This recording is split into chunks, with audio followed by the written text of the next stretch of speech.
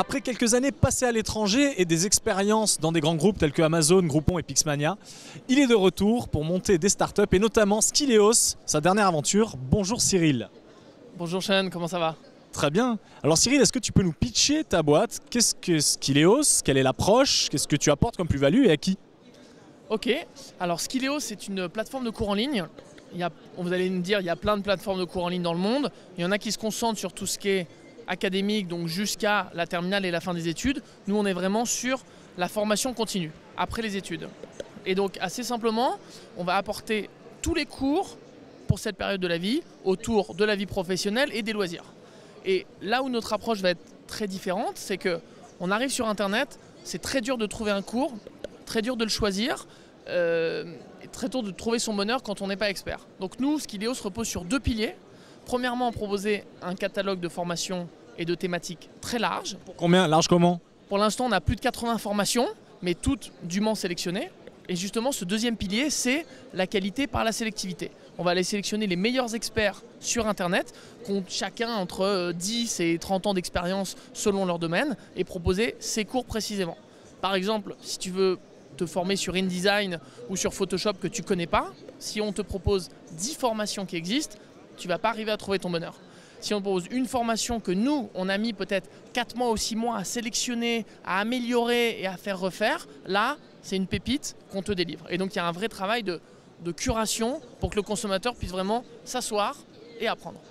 Et donc, c'est du B2B, c'est aussi du B2C. Il y a du B2B, nous, dans notre sélection des formateurs, mais ça, voilà, parce que ce sont vraiment que des professionnels. Et nous, on s'adresse effectivement au grand public. On a aussi des offres pour les universités et les écoles, mais on se concentre vraiment sur le grand public. Et aujourd'hui, Skileos, vous en êtes où et vous voulez aller où? Quelle est l'ambition? Alors, aujourd'hui, on a un petit peu plus de 23 000 élèves actuellement. Et l'ambition, c'est, voilà, pour l'instant, on n'a pas encore commencé à beaucoup communiquer, RP, etc. On a encore quelques petites briques du business model et du positionnement à poser avant de vraiment pouvoir scaler. Et vraiment que, voilà, demain, on va être présent partout, dans tous les yeux, dans toutes les oreilles, dans tous les esprits. Quand quelqu'un veut apprendre quelque chose, on veut que spontanément il aille sur Skileos, que ce soit son top of mind. Et ensuite, voilà, il a les meilleurs cours qu'il peut essayer. On est très transparent sur tout ce qu'on propose. C'est pas comme certains cours en mode mettez votre carte et puis l'effet Kinder Surprise. Et ensuite, il pourra apprendre des cours vraiment de qualité. D'accord, donc c'est un vrai réflexe apprentissage que tu veux développer dans une grande partie de la population. Ta vision d'entrepreneur, on pourrait la résumer en une phrase?